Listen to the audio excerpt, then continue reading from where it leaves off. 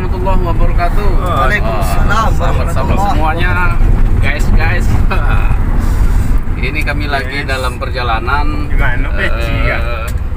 dari Bangkinang menuju Tapung, tepatnya di Desa Poncakulubi. Bersama kami ada ini Ustadz muda kita yang juga lagi jalannya UFM. Nah, perlu saya jelaskan dulu, UFM itu adalah Ustadz Faisal Mar'i Siregar.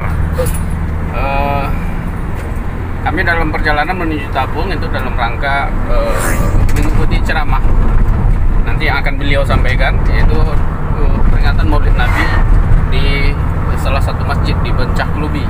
Saya lupa nama masjidnya. Namun tema yang kita angkat pada kesempatan kali ini tidak berkaitan dengan Maulid Nabi, itu menyangkut dengan poligami. Oke, setuju jemaah? Setuju. Baik Buya, sebetulnya seperti apa hukum poligami itu di dalam Islam?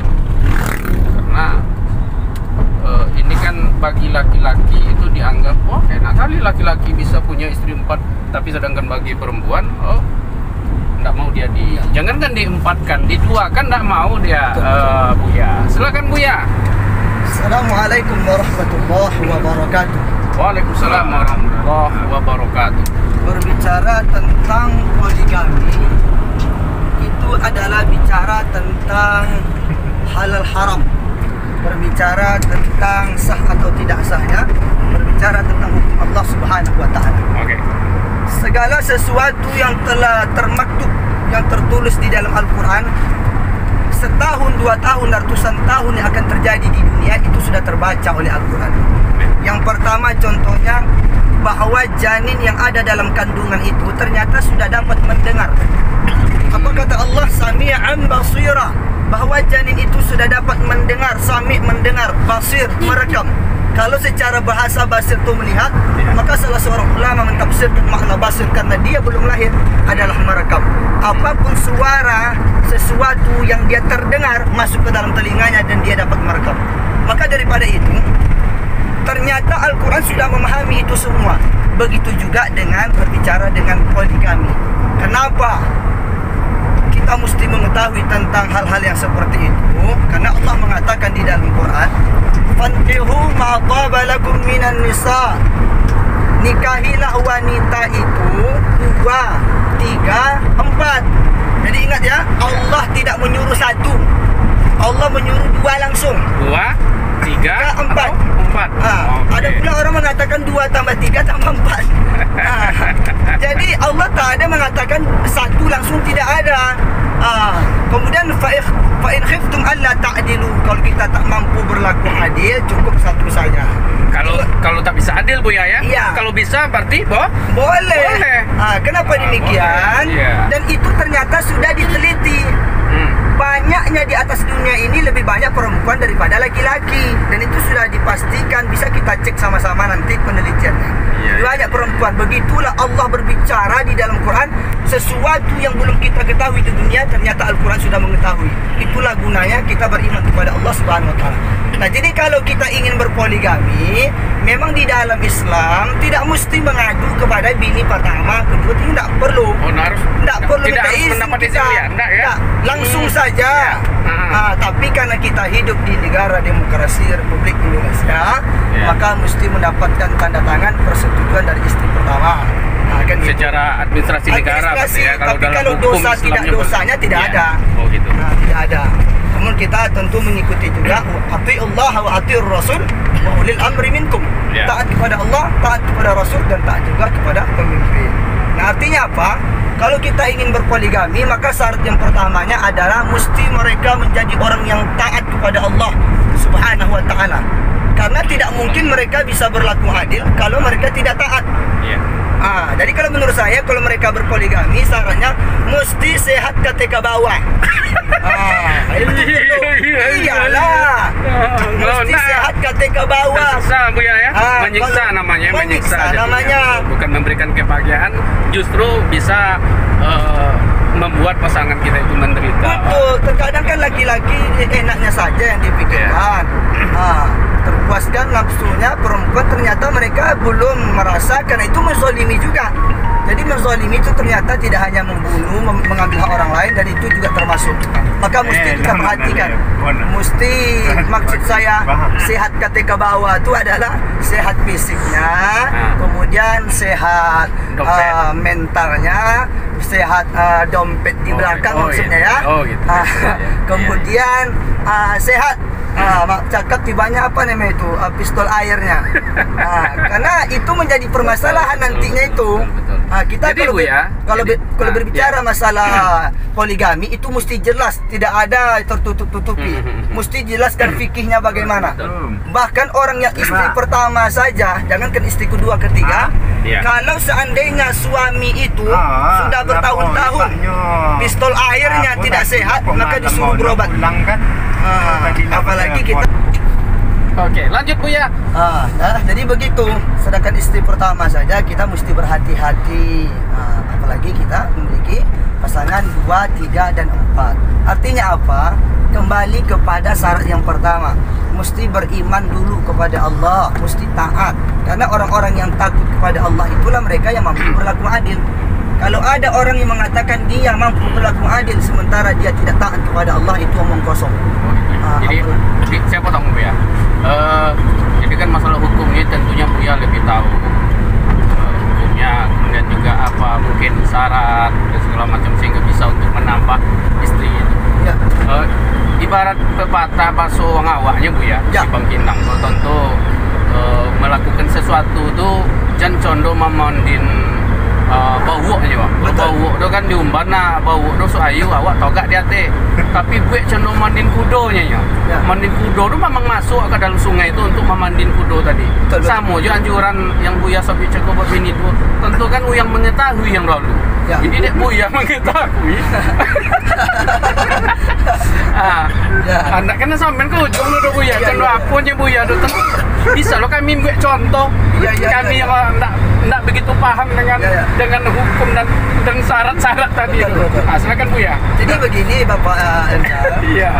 Ada salah seorang orang alim yang mengatakan bahwasanya banyak orang yang mampu memberikan contoh, tapi sedikit sekali orang yang mampu menjadi contoh. Artinya apa? Kalau kita kaitkan dengan Nabi, maka ini sangat tepat sekali bahwa Rasulullah itu orang yang paling mampu untuk memberikan contoh dan dapat dicontoh. Namun ustaz-ustaz sekarang ya bukan berarti ketika dia menyampaikan dia harus mendahului, tidak. Kemudian tahu tidak tahu, dia melakukan atau tidak mesti dia sampaikan ketika orang bertanya. Jadi saya menjawab ini kan karena pertanyaan. Oh gitu ya. Ya, karena pertanyaan gitu kan. Tapi kalau saya dulu mungkin ya belum nampak tulah-tulahnya lagi. Ini kan sunnah, betul sunnah Bu ya. Sunnah itu berarti kan baik gitu Bu ya. Baik. Tapi kemudian menyelamatkan juga. Gimana? Jamaah? Kalau keinginan Buya ada enggak? Wah, itu pertanyaan jamaah itu Buya. Kalau ini Buya ditantang ini sore ini Buya. Tidak apa-apa. Iya. Kalau keinginan tuh sekarang nih belum. Ya, karena mungkin masih nyaman sama yang pertama kan gitu. Mana tahu nanti di balik layar kan kita nggak tahu ya. Iya. Itu kan urusan Allah lagi kan. Yang penting kita kalau memang ada niat, maka tadilah syaratnya. Beriman, taat, kemudian sehat fisik, sehat dompet, dan sehat yang lainnya. Iya, oke.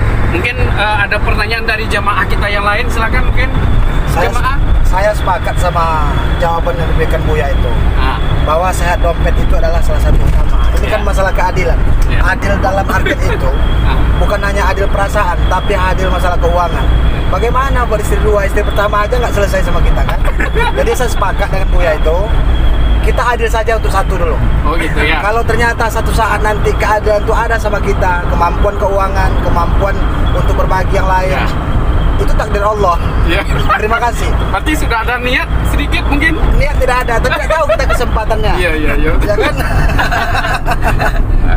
Oke, Pak RT ada kemana? Oke, Pak RT lagi. Gitu Bang ya. Ya, oke, baik. Itu sementara dulu pertanyaan tadi ada 2 pertanyaan tapi intinya sama yang mana mana kalau sudah siap untuk berbagi, bukan untuk berbagi, untuk adil itu salah satunya. Yang beratnya di kita itu kan untuk adil itu Buya ya. Ya.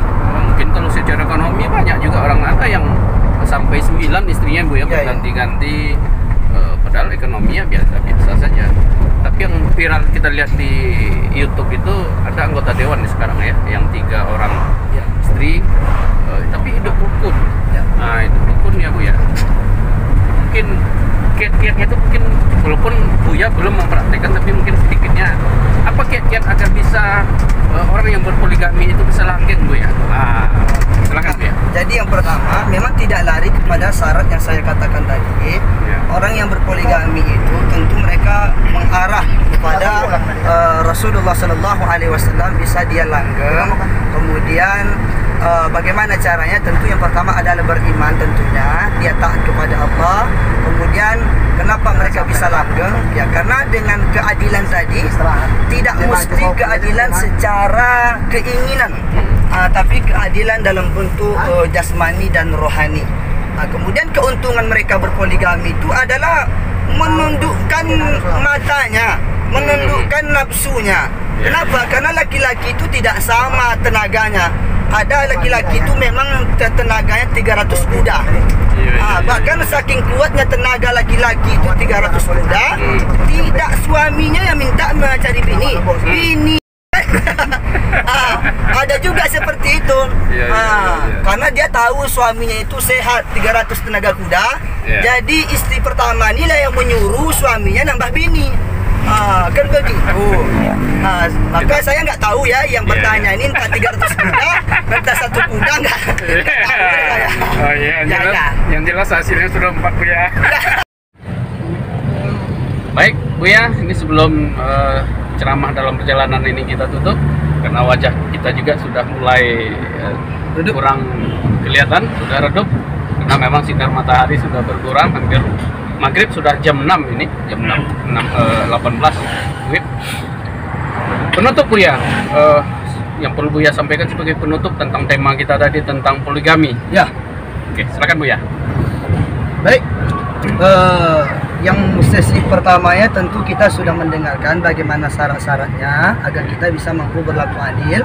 Kemudian perempuan jangan pernah mengira bahwa Allah itu tidak adil. Kenapa? Karena segala sesuatu yang sudah disyariatkan itu adalah dari Allah Subhanahu wa taala.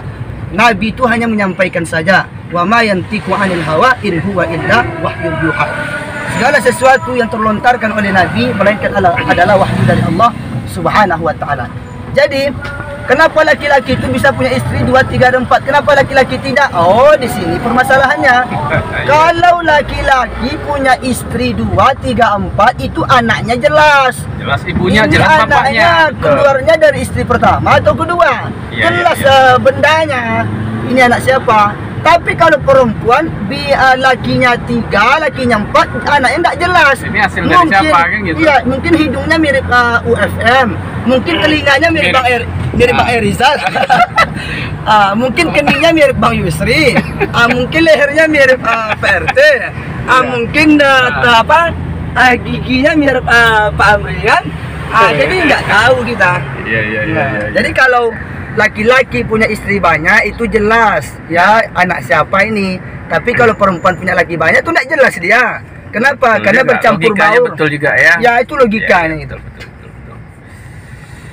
Oke, Buya, dari jamaah ada yang ditanyakan sebelum ini kita tutup sesinya? Karena kita sudah hampir sampai. Saya tuh dari awal sudah sepakat dengan jawaban Buya itu.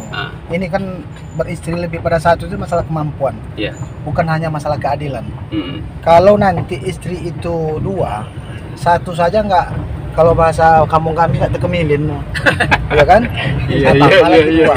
Tentu anak bertambah, memang rezeki bertambah.